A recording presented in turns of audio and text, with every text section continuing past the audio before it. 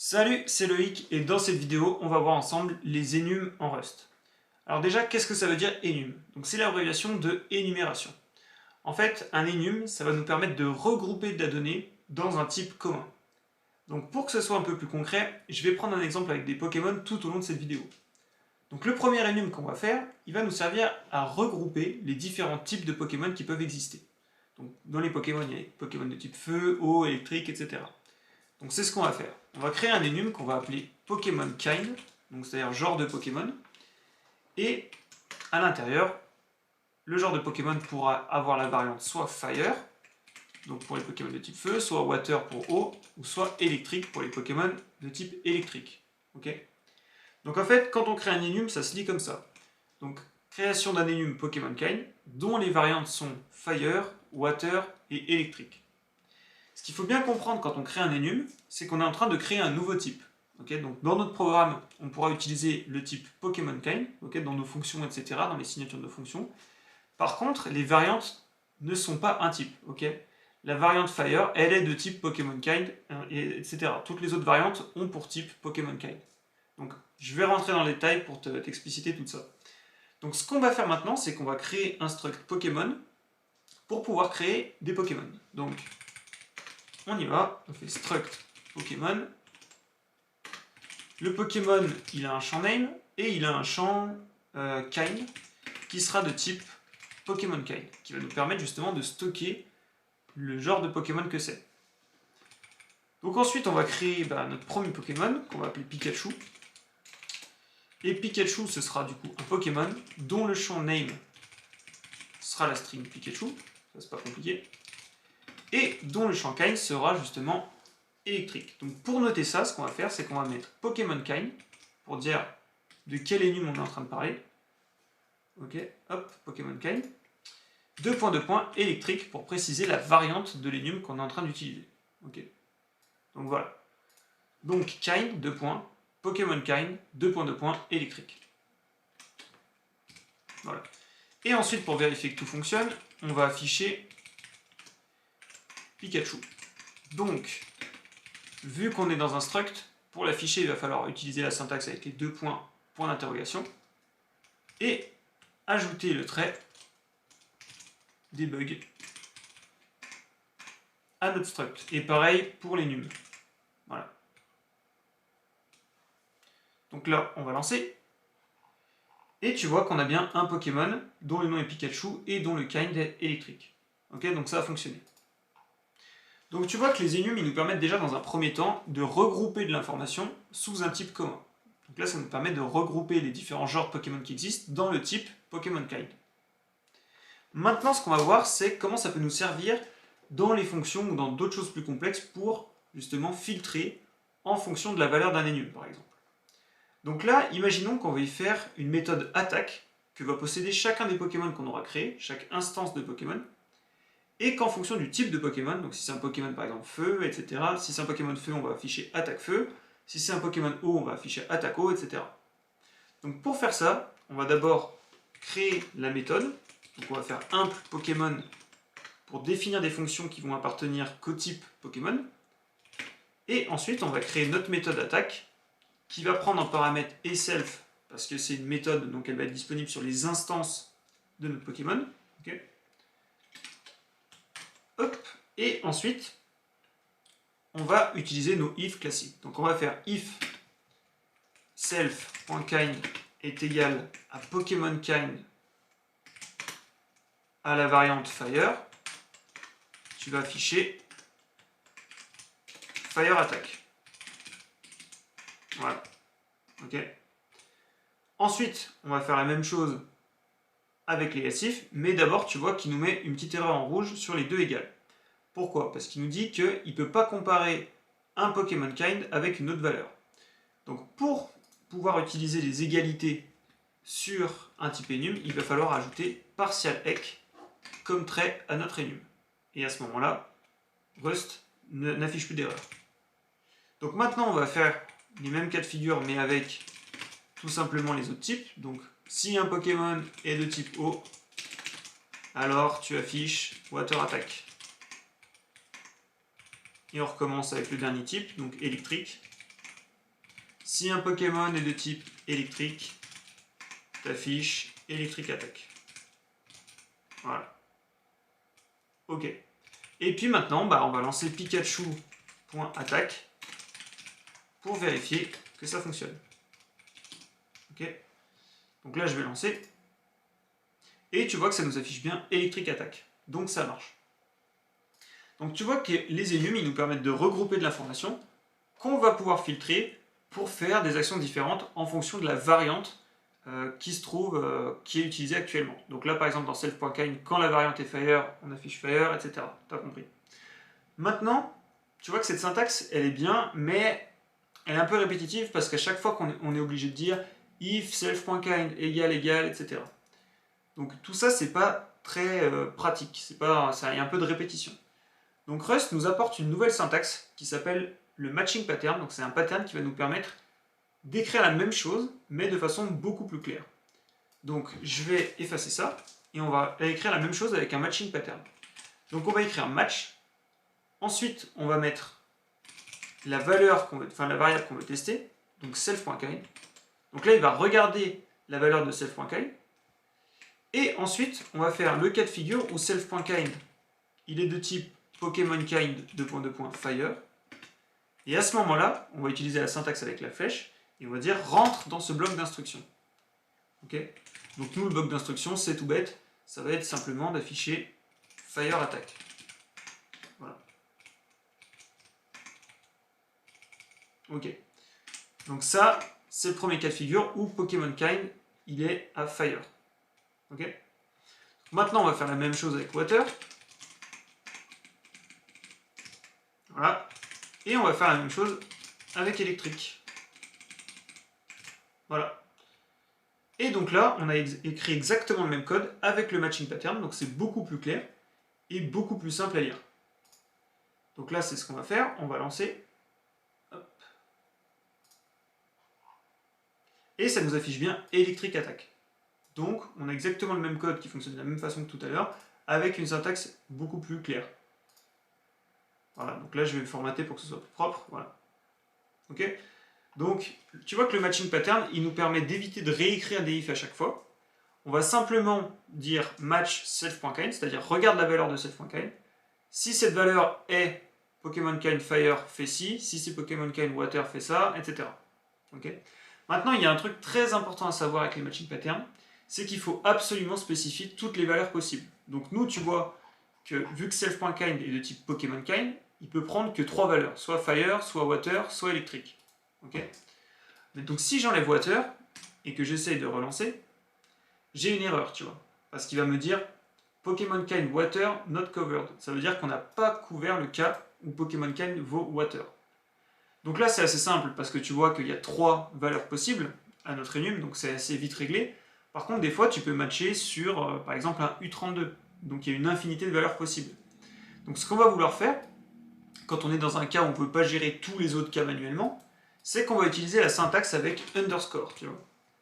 Donc on va mettre un underscore, avec là, toujours la flèche, et ensuite on va mettre nos instructions à l'intérieur. Donc par exemple là, on va mettre unknown attack.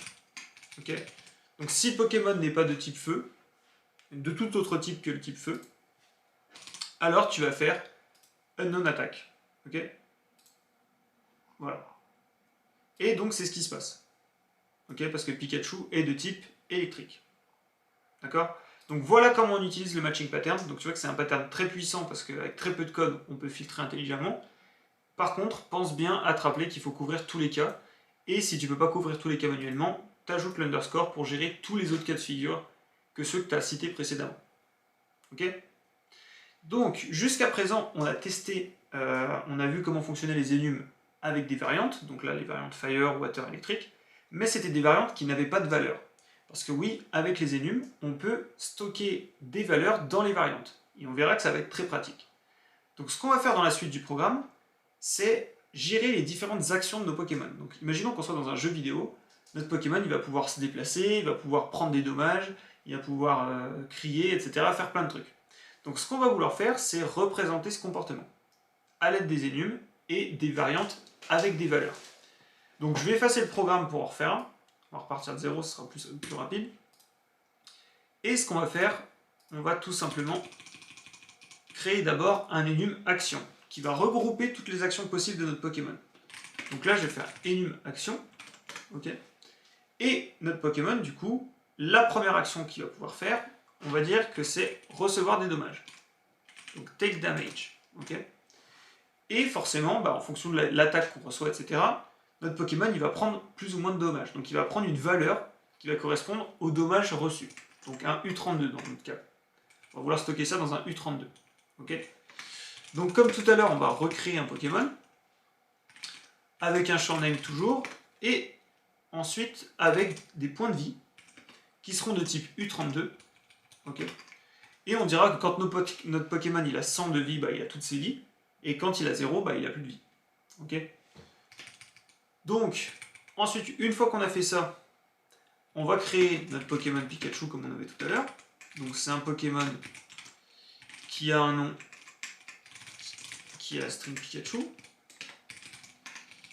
et dont les vies valent 100. Okay, donc au début, il a toutes ses vies. Voilà. Donc rien de bien compliqué.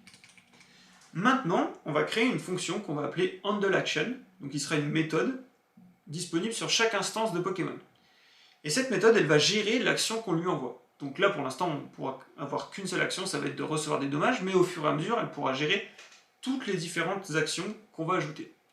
Donc c'est ce qu'on va faire, on va créer un bloc, on va ajouter un bloc d'implémentation pour notre Pokémon, et à l'intérieur, on va créer une méthode HandleAction qui va prendre du coup et self en paramètre puisque c'est une méthode, donc elle sera utilisable sur les instances de nos Pokémon, et elle va prendre aussi un paramètre action qui sera de type action, okay, donc qui correspondra à l'action qu'on veut gérer. Voilà. Et donc pour l'instant, je vais juste rien mettre dedans, je vais juste mettre un print vide. Voilà. Ok, donc maintenant ce qu'on va faire, c'est qu'on va créer une action qui va être de prendre des dommages. Donc je vais appeler ça damage action. Et donc ce sera l'enum action à la variante take damage qui va prendre la valeur 20. Donc ça correspond à une action où on se prend des dégâts à une hauteur de 20 points de dégâts. Okay, donc une fois qu'on a créé cette action, on va justement l'envoyer à notre Pokémon pour qu'il puisse la gérer. Donc on va faire Pikachu.HandleAction. Voilà, HandleAction, en lui passant DMG Action. Okay. Et maintenant, on va voir comment il gère ça. Donc là, pour l'instant, il n'y a rien dans HandleAction, donc on va ajouter ça. Et on va utiliser le matching pattern qu'on a vu tout à l'heure. Donc on va faire match action. Et on va se dire, bon, ok, si action, pour l'instant, il peut juste être à la variante take damage. Donc on va faire action take damage. Et là, on va donner un nom au paramètre qu'on est en train de récupérer. Donc là, on va mettre DMG. Ça voudra dire que la valeur qu'il y avait dans U32 ici, elle va se transformer en DMG. Donc on va pouvoir utiliser DMG pour récupérer la valeur U32. Okay, donc, ensuite, on utilise notre flèche et on va mettre notre bloc d'instruction qui correspond au fait de se prendre des dégâts. Okay, donc pour l'instant, ce qu'on va faire, c'est qu'on va juste afficher qu'on se prend des dégâts. Donc on va afficher ouch. On va regarder déjà si ça fonctionne. Alors, donc là, il y a une erreur de syntaxe. Println. Voilà. Voilà. Et donc là, tu vois que ça affiche bien ouch. Maintenant, on va faire un truc un peu plus intelligent, c'est qu'on va essayer d'enlever, de baisser les points de vie du Pokémon en fonction des dégâts qu'on vient de se prendre. Donc pour ça, il faut que notre Pokémon soit modifiable. Donc on va le créer en tant que mutable. Okay, notre Pikachu, il sera mutable. Et du coup, notre référence, il faut qu'elle soit aussi mutable. Donc on va utiliser emutSelf. Okay, parce qu'on va prendre une référence mutable de notre instance. Donc maintenant, une fois qu'on se prend des dégâts, ce qu'on va faire, c'est qu'on va baisser la vie de notre Pokémon. Donc self.life moins égal DMG. Donc je baisse la vie du Pokémon des dégâts qu'on se prend. Ok. Et ensuite, je vais afficher un autre message. Je vais afficher voici mes PV. Et donc là, je vais mettre la valeur des PV sur 100. Donc là, on va afficher du coup self.life. Et on va regarder ce qui se passe. Voilà, donc là tu vois qu'après se prendre des dégâts de 20, donc ça affiche, voici mes PV, 80 sur 100. Okay, donc là notre Pokémon, il a bien pu gérer l'action Take Damage, qui avait une valeur U32, toute simple. Okay, donc ça, c'était pour les cas où les variantes avaient des valeurs qui n'avaient pas de nom. Okay, tu vois qu'on dit juste que c'est un U32. Maintenant, on va voir les cas où les variantes ont des valeurs nommées. Donc on va rajouter une action que peut faire notre Pokémon, on va dire qu'il va pouvoir tirer. Donc par exemple Pikachu, on va dire qu'il va faire une attaque éclair à un endroit précis. Donc pour faire ça, ce qu'on va faire, c'est qu'on va rajouter une action qu'on va appeler shoot, et on va donner des paramètres à ce shoot. Ok, donc notre shoot, il va avoir des coordonnées forcément, en X, Y, Z. Voilà. Et là, tu peux voir que maintenant, Handle Action, il n'est pas content parce que dans le matching pattern, on n'a pas géré tous les cas. On a géré que Take Damage. Maintenant, il va falloir gérer le cas du shoot. Ok, donc pour gérer ça, on va faire Action Shoot. Ensuite, on réécrit X, Y, Z. On utilise la flèche. Et on va simplement ici afficher je tire en X2 points. Voilà. Virgule Y2 points. Hop là. Et Z2 points. Tac, tac. Et ça va afficher donc ça va afficher X, Y et Z. Donc en gros, quand le Pokémon va shoot, avec les coordonnées qu'on aura passées dans la variante de l'énum, ça va afficher je tire en X avec les coordonnées de X, pareil pour Y, pareil pour Z. Ok ? Donc maintenant, on va créer une action qu'on va appeler shoot action, qui sera du coup une action de l'énum donc à la variante shoot, dont les coordonnées vont être donc en X, on va dire que par exemple c'est 14, en Y 20, et puis en Z 10, imagine. Voilà. Et maintenant, on va vouloir que notre Pikachu, il gère cette action, donc il gère la shoot action. Voilà. Et on va lancer ça pour voir ce qui se passe. Donc là, tu vois, l'histoire des PV, ça fonctionne toujours. Et là, quand on fait un shoot en 14, 20 et 10, on a bien le Pokémon qui dit je tire en X14, Y20 et Z10. Voilà, donc tu vois que les énums, ils nous permettent de regrouper de la donnée dans un seul type, donc ça nous permet d'ordonner notre code, et en plus, grâce au matching pattern, ça nous permet justement de faire des choses très puissantes en fonction de la variante d'un énum. Donc ça, c'est un pattern que tu vas avoir très souvent en Rust, le matching pattern et les énums, et en général, il faut que tu t'en serves toi aussi assez souvent.